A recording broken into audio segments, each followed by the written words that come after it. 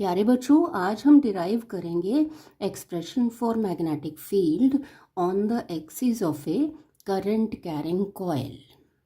बच्चों, इसको शुरू करने से पहले ये समझ लेना बहुत ज़रूरी है कि कॉइल को रखा कैसे गया है।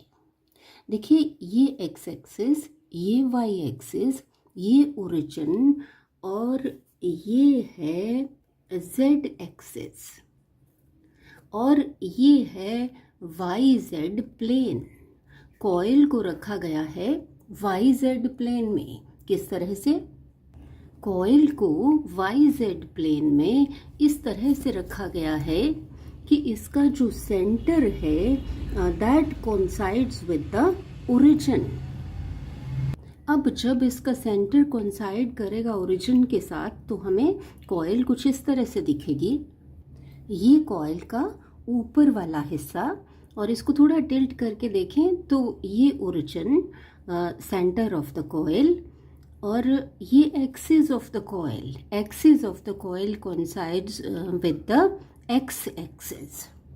अब यहाँ देखिए कि यहाँ से या किसी भी कॉइल के इस पार्ट से अगर हम एक्स एक्सिस पर कोई भी डिस्प्लेसमेंट वेक्टर ड्रॉ करेंगे तो वो डिस्प्लेसमेंट वेक्टर इसके परपेंडिकुलर होगा, क्योंकि ये एक्स वाई प्लेन है, ये वाई जेड प्लेन, और दोनों प्लेन्स एक दूसरे के परपेंडिकुलर हैं। आइए देखें कैसे।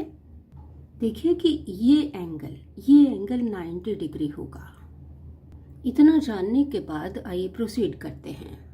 ड्रॉ करते हैं एक कॉइल। देखिए, ये वाला हिस्सा हमें दिख रहा है और ये पीछे वाला हिस्सा ये कॉइल का सेंटर है, और कॉइल का जो सेंटर है it coincides with the origin, और axis of the coil coincides with X axis. Current I flow कर रहा है इस कॉइल में से in anti clockwise direction. It is a constant current flowing through this coil in anti-clockwise direction, and the coil is placed in vacuum or free space. तो बच्चों, ये situation है, ये एक्स एक्सिस, ये वाई एक्सिस और ये Z axis. दोबारा से समझ लें कि ये कॉइल है, it is placed in Y Z plane, और इसका जो सेंटर है that coincides with the origin. Axis of the coil ये कोइंसाइड कर रहा है एक्स एक्सिस के साथ। एंटी क्लॉकवाइज डायरेक्शन में करंट आई फ्लो कर रहा है। Current coil is placed in vacuum और free space. R is the radius of the coil. ये suppose we want to find out magnetic field at point P. P lies on the axis of the coil which is along x axis. हम assume कर लेंगे कि coil is made up of large number of very small current elements, और इनमें से हम choose कर लेंगे दो करंट एलिमेंट्स। फिर हम उन दो करंट एलिमेंट्स की वजह से मैग्नेटिक फील्ड फाइंड आउट कर लेंगे पॉइंट पे पर, और फिर उस एक्सप्रेशन को इंटीग्रेट कर देंगे फॉर द होल कॉइल। तो चलिए प्रोसीड करते हैं। Let us consider two current elements, one at point C and the other at point D. C and D are diametrically opposite. At C we consider current element DL. ये छोटा सा, this is small current element DL vector, जिसकी की length है DL और direction है that of current। और D के ऊपर हम कंसिडर करते हैं एक स्मॉल करंट एलिमेंट जिसकी की लेंथ है DL डैश, और direction same as that of current. तो इन दोनों करंट एलिमेंट्स का जो मैग्नीट्यूड है वो सेम है, that is DL vector, its magnitude is equal to DL dash vector, its magnitude, और इसको हम DL कंसिडर करेंगे। चलिए फाइंड आउट करते हैं magnetic field at P due to small current element dl vector. अब क्योंकि करंट एलिमेंट स्मॉल है तो ये मैग्नेटिक फील्ड भी स्मॉल होगा, इसको हम dB वेक्टर कह देते हैं। So dB is equal to dB vector is equal to according to Biot Savart's law this is equal to mu not over 4 pi I dl vector cross position vector of point P with respect to dl vector, which is r vector. dl vector cross r vector divided by r cube. This is in accordance with Biot-Savart's law. R vector is the position vector of P with respect to current element dl. इसको open कर लेते हैं। dB is equal to mu not over 4 pi. Mu naught is the permeability of free space और vacuum. I into dl into r into sine of the angle between dl vector and r vector. तो हमने वो बताया कि it is 90। आइए दोबारा देख लेते हैं। ये करंट एलिमेंट इस डायरेक्शन में, ये r वेक्टर और ये angle, this angle is 90 degree. Sine 90 divided by r cube. एक r कैंसिल हो जाएगा, साइन 91, तो हमारे पास dB आ गया mu not over 4 pi I dl over r square. इतना मैग्नेटिक फील्ड यहाँ पर। इसकी डायरेक्शन क्या होगी? Perpendicular to dl vector and r vector. अब यहाँ से हमने dB को ड्रॉ करना है। हम ड्रॉ करेंगे इस डायरेक्शन में परपेंडिकुलर टू r वेक्टर, जो कि ऑटोमेटिकली YZ प्लेन के परपेंडिकुलर है, क्योंकि हम dB को यहाँ ड्रॉ करेंगे XY प्लेन में और कॉइल है इन YZ प्लेन, तो ये ऑटोमेटिकली dl और r के परपेंडिकुलर हो जाएगी। तो ये dB वेक्टर। चलिए इसको रिजॉल्व कर लेते हैं along vertical and along horizontal. ये एंगल वर्टिकल के साथ ये एंगल थीटा। अब ये थीटा है तो ये 90, तो ये एंगल हो जाएगा 90 माइनस थीटा और फिर ये एंगल हो जाएगा थीटा। तो इसका कंपोनेंट जो वर्टिकल कंपोनेंट है वर्टिकली अपवर्ड डायरेक्शन में, ये dB cos थीटा और हॉरिजॉन्टल कंपोनेंट हो गया dB साइन थीटा।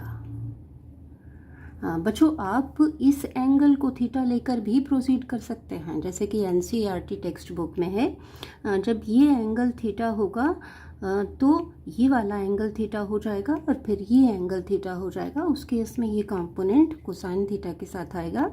तब हम कोसाइन थीटा की वैल्यू ये बेस ओवर हाइपोटेन्यूज लेंगे, तो उस ढंग से भी प्रोसीड कर सकते हैं।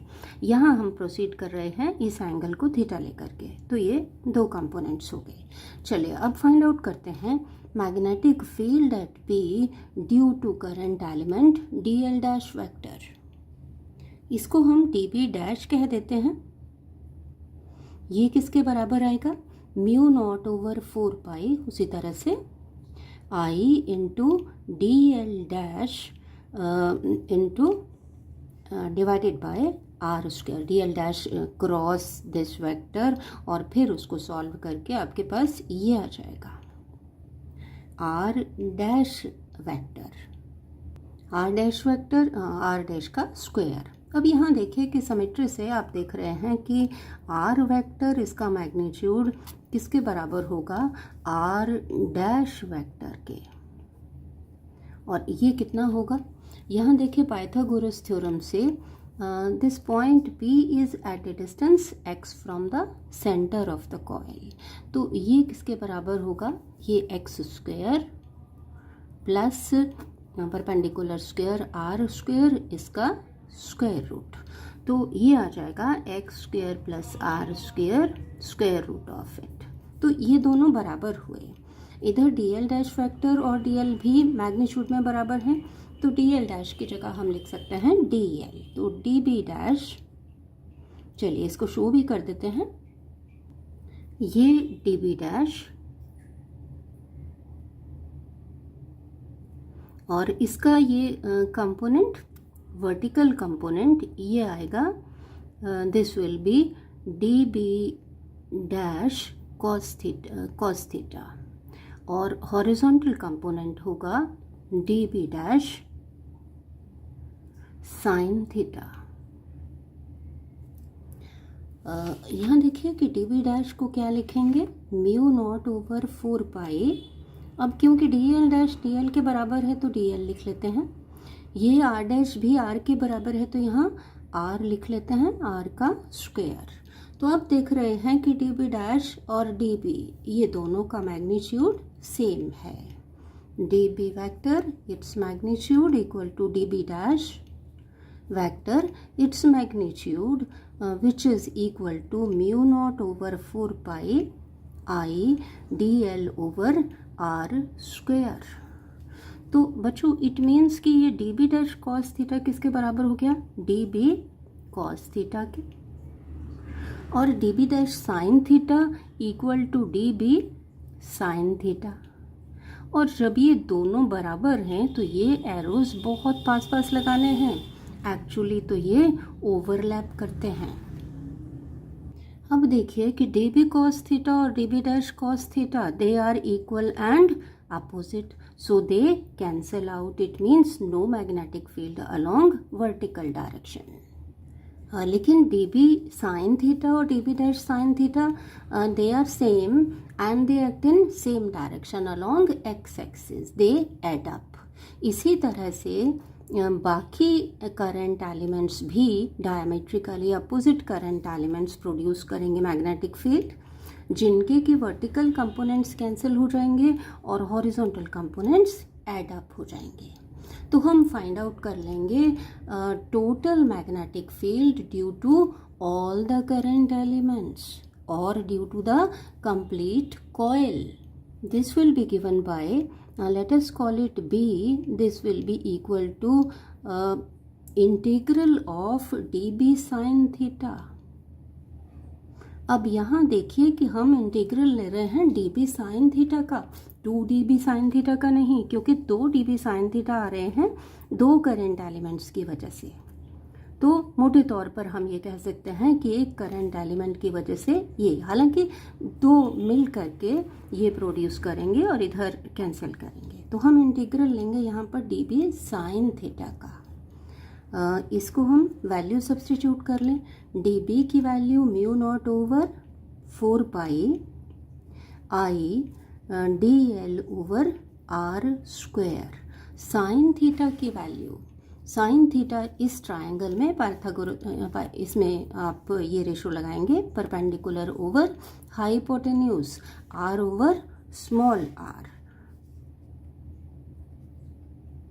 और ये हमारे पास इसका इंटीग्रल, तो ये हमारे पास आ जाएगा, देखिए कि म्यू नॉट ओवर 4 पाई कांस्टेंट है, ये भी कांस्टेंट है, आर भी कांस्टेंट है रेडियस ऑफ द कॉइल, और ये आर क्यूब ये भी फिक्स्ड है, ये भी कांस्टेंट है। तो यहाँ अंदर आ गया D L, integral of D L, D L का integral 2 pi into radius of the coil, और इधर ये आ गया mu not over 4 pi I into R over R cube, B equal to this, B is equal to mu not over 4 pi I into 2 pi into ये R और R square हो गया, और इसका आर की वैल्यू लगा लेंगे, are equal to X square plus R square,